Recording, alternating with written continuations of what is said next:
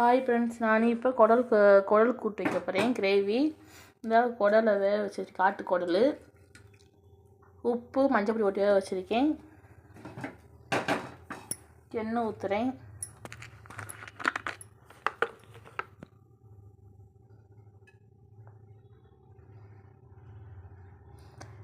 சுத்தமாக செக்கில் ஆட்டின நல்லெண்ணெய். குடல் சாப்பிட்டோம்னா வயிற்று புண்ணு ஆற்றும், வாய் புண்ணு ஆகும்.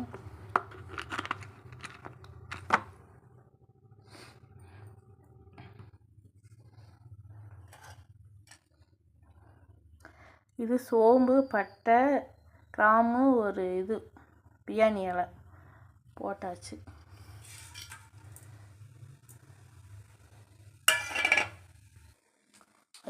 அது பொரியுது. இங்கே வெங்காயம், தக்காளி, புதினா, கொத்தமல்லி, கருவேப்பிலை நான் வெட்டி வச்சுருக்கேன். சின்ன வெங்காயம்.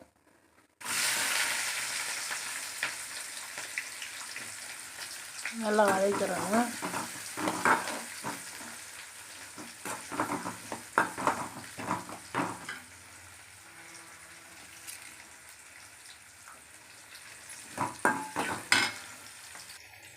நல்லா வதங்கிடுச்சு வெங்காயம்.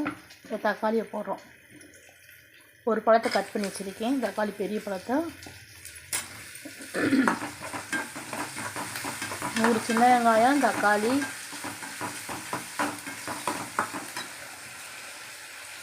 கருவேப்பிலை, புதினா தழை, கொஞ்சமாக கொத்தமல்லி தழை.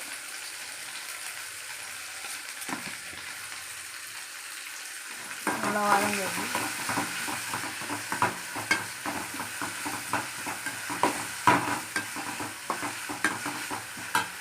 நல்லா வதங்கட்டும்.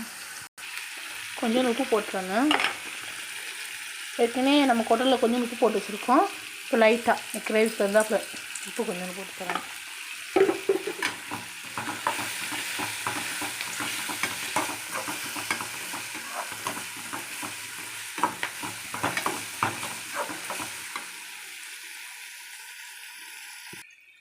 நல்லா வதங்கிடுச்சு.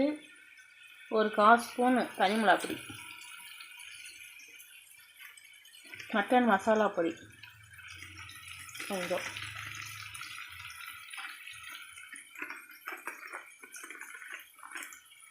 மல்லிப்பொடி கொஞ்சம் போடணும். தனியாக பொடி உப்பும் தான். அப்படியே கிண்டணும். நல்லா அடியில் பிடிக்காமல் கிண்டிக்கிட்டே இருக்கணும். அடுப்பை சிம்மில் வச்சுக்கிட்டே கிண்டணும் நல்லா.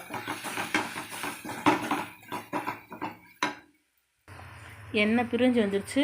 இதில் கொஞ்சோண்டு தேங்காயும் சோம்பும் போட்டு வச்சுருக்கேன். அதை ஊற்றிக்கிறணும்.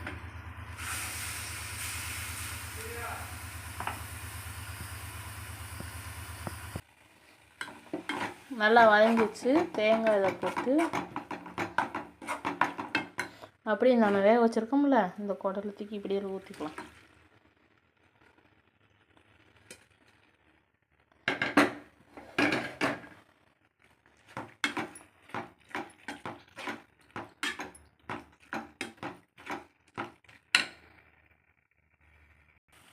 கொஞ்சம் இஞ்சி பூண்டு பேஸ்ட் போட்டுக்கலாம்.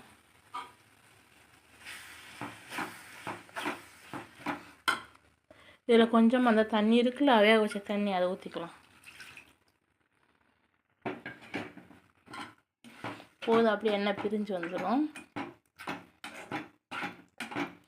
கிரேவி வந்துடுச்சு பாருங்க.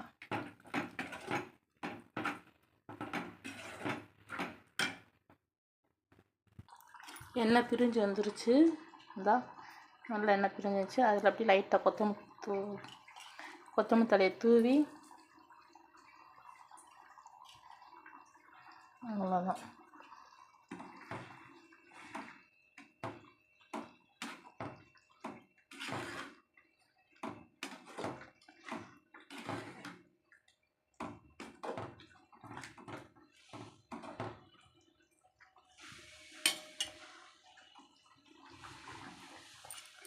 இது சாப்பாட்டுக்கு, இட்லி, தோசை, சப்பாத்திக்கு சூப்பராக இருக்குங்க கிரேவி.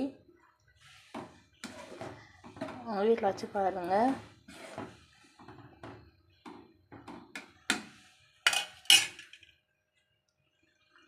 வீட்டில் வச்சு பார்த்துட்டு நல்லா இருக்கான்னு பார்த்துட்டு நாங்கள் இப்படி தான் கிராமத்தில் வைப்போம். லைக் பண்ணுங்கள், ஷேர் பண்ணுங்கள், கமெண்ட் பண்ணுங்கள், கீழே இருக்க பட்டனை கிளிக் பண்ணிடுங்க.